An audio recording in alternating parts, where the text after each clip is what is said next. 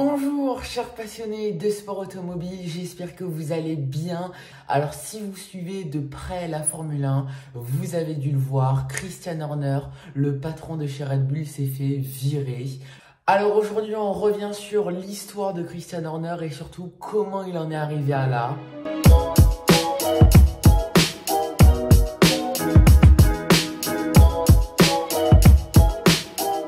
Christian Horner est l'un des plus grands directeurs d'écurie de l'histoire de la Formule 1. C'est en novembre 2004 que l'écurie Jaguar Racing est rachetée par l'entreprise Red Bull et c'est en janvier 2005 que Christian Horner est nommé le team principal de l'écurie Red Bull, le plus jeune team principal de l'histoire de la Formule 1. En 2006, Christian Horner parvient à engager Adrian Newey, l'un des meilleurs ingénieurs de l'histoire, la même année où Red Bull décroche son premier podium en Formule 1. Alors c'est en 2009 que les choses sérieuses commencent à arriver pour Christian Horner au moment de la nouvelle réglementation. Adrian Newey fait une voiture redoutable. Il décroche 4 titres pilotes en 2010, 2011, 2012 et 2013 avec Sebastian Vettel.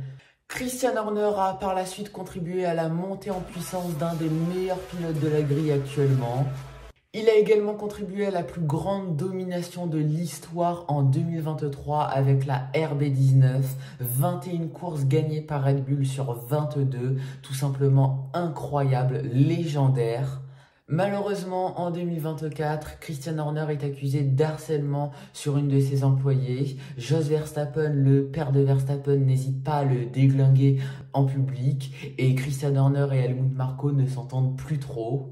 Ça va mal en interne, on se perd dans les réglages, il n'y a que Max Verstappen qui arrive à faire gagner cette Red Bull, sinon Red Bull n'est nulle part. McLaren prend le pas sur l'écurie autrichienne.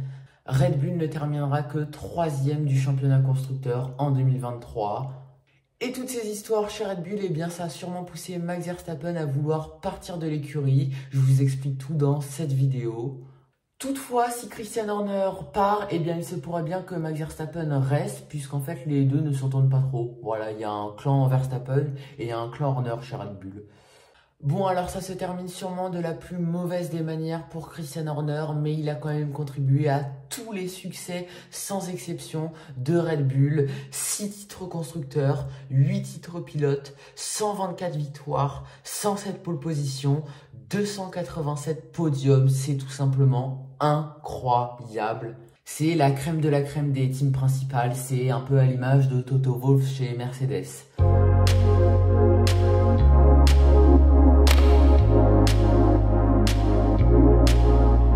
Alors il va être remplacé par Laurent Mekies. Laurent Mekies que vous connaissez sûrement, c'était jusqu'à présent le team principal de Racing Bulls.